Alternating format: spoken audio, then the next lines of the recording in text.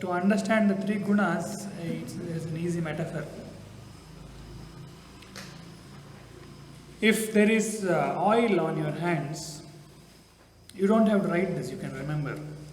If there is oil in your hands, it is sticky and whatever you touch will come to your hands. If you touch mud, mud will come. If you touch whatever you touch, it will be sticky.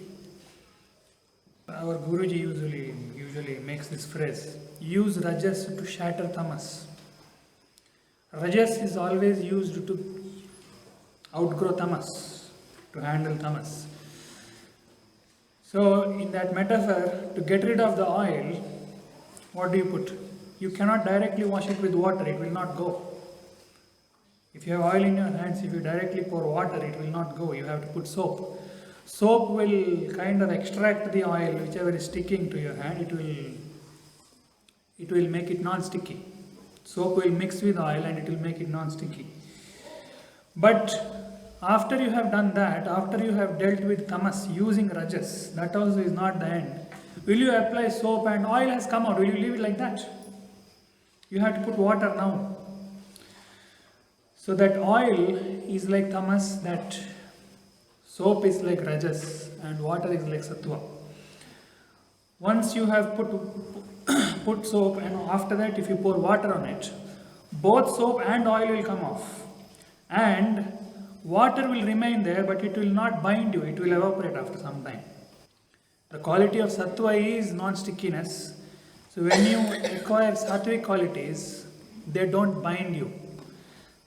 Tamas binds you very much, rajas also binds you to some extent, whereas sattva doesn't bind you.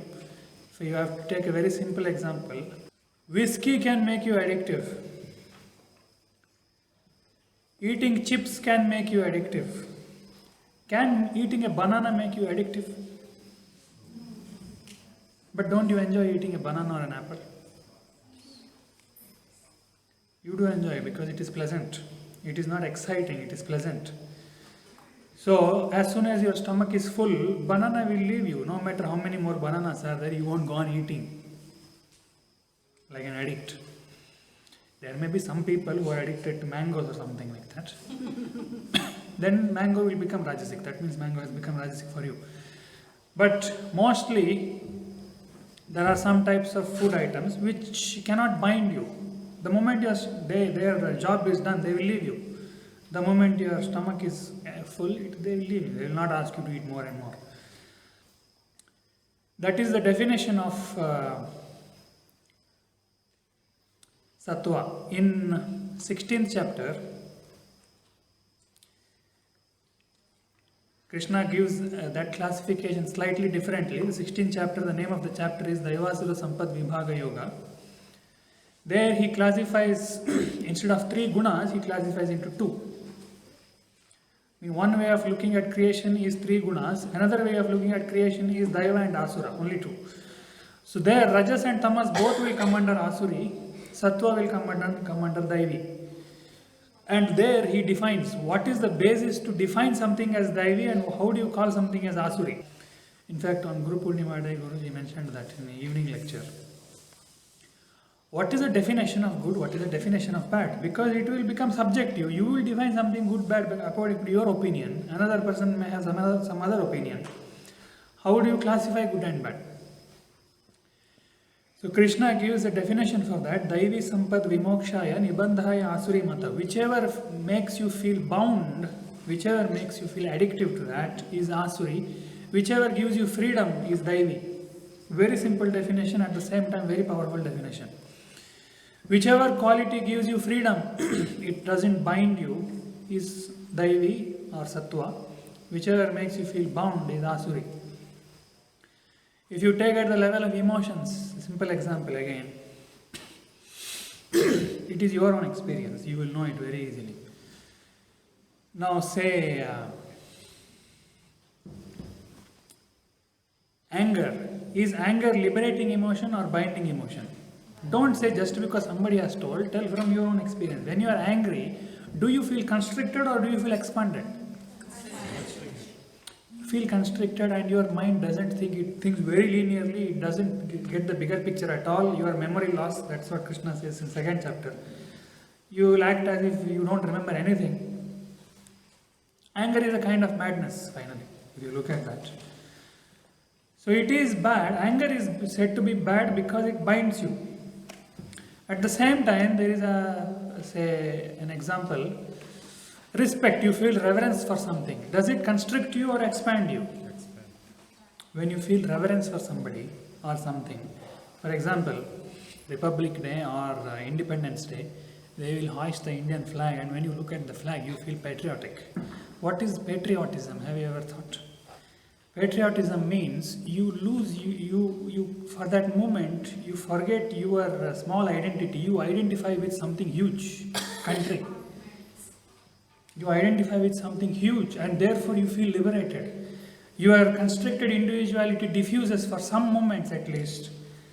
That is what reverence is. Reverence means you are not thinking about your petty individuality and you are giving in to something much bigger than you. You are a part of that.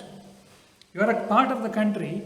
It's not that you stand apart and respect something. When you respect something, you identify with it. You identify with that quality. When you respect somebody greatly, you are identifying with their magnanimous qualities. That is why there's a resonance. There's a kind of resonance.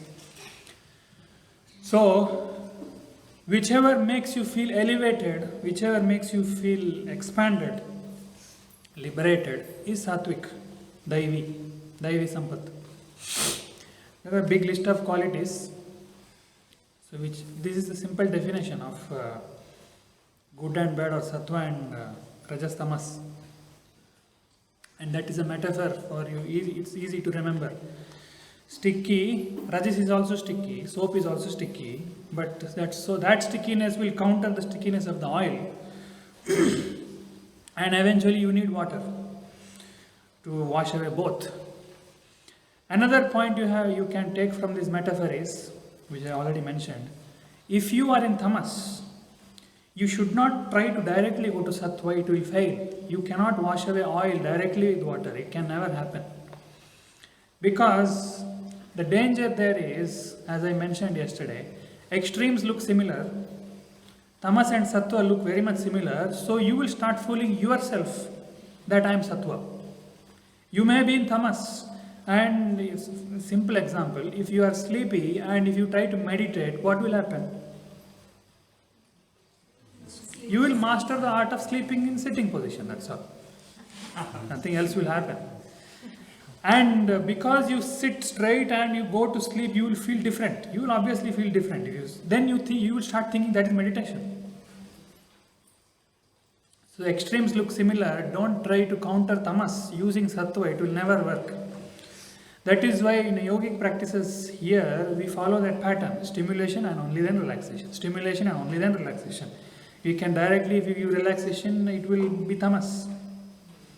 So counter your precipitated tamas, you need rajas to bring it out, and then relaxation.